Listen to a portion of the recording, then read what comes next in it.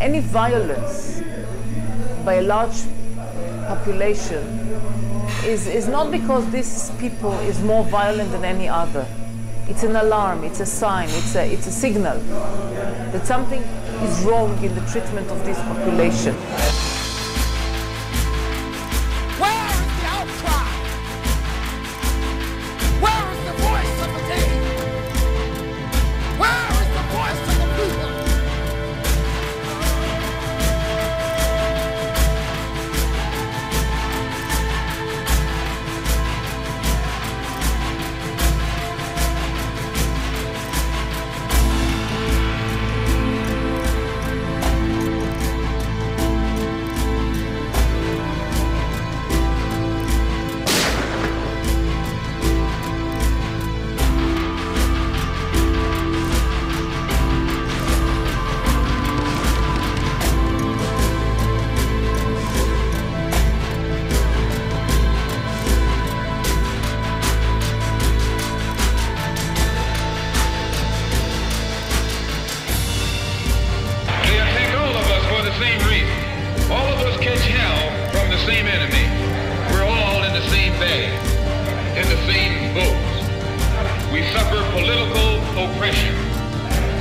Exploitation and social degradation, all of them from the same enemy.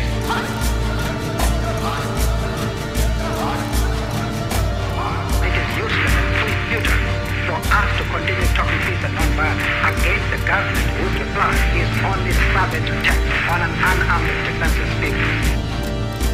This year will be a year of violence. This year is the keynote is violence and the slogan is attack.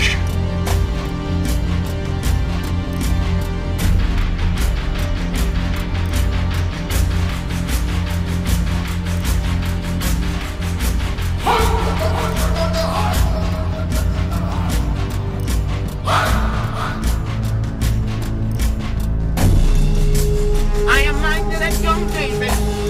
I am minded of young David, the shepherd boy, who stood up before the great warrior of the Philistines.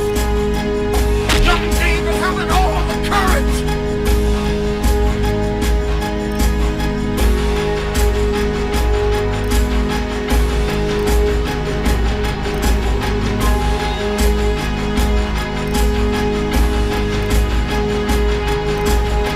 There must be someone somewhere. There must be someone. There's got to be somebody somewhere. There's got to be somebody somewhere that cares.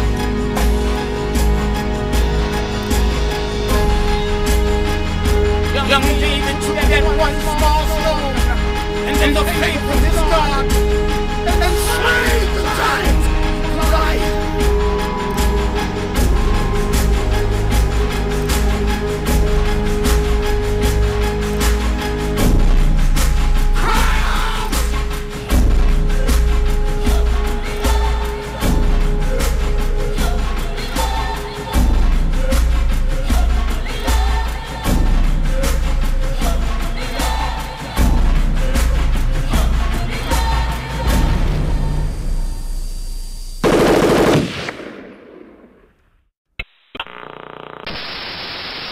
A Pathé dispatch shows the scene in Jerusalem as Jewish and Arab mobs clashed in the center of the city. It remains to be seen whether a threatened full-scale war will materialize. جنود يعتلون المنازل والقناصة لا يتورعون عن إطلاق النار على كل شيء يمر أمامهم بمن فيهم الصحفيين. As a journalist, the more you look into the issue of Israel and Palestine, the more you sense that something is not quite right. The images and the narration are out of sync, a little like a foreign film that has been awkwardly dubbed. بيوت مهدمة وطرق مدمرة وسيارات لم يعد يظهر منها إلا هياكلها، أما الطعام والدواء فوجوده نادرا. As you look into it for yourself, you begin to suspect that there is something extremely odd going on. The more you look into it, the more you begin to feel it is not just odd, it is deeply disturbing.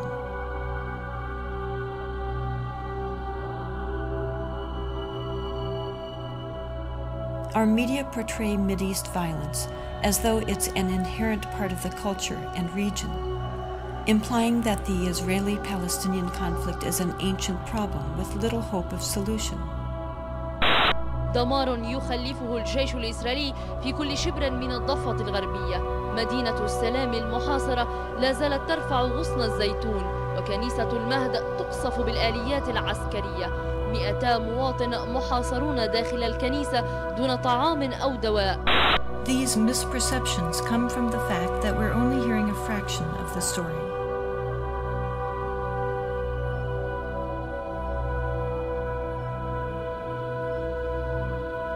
You are about to witness images and testimony largely hidden from mainstream America.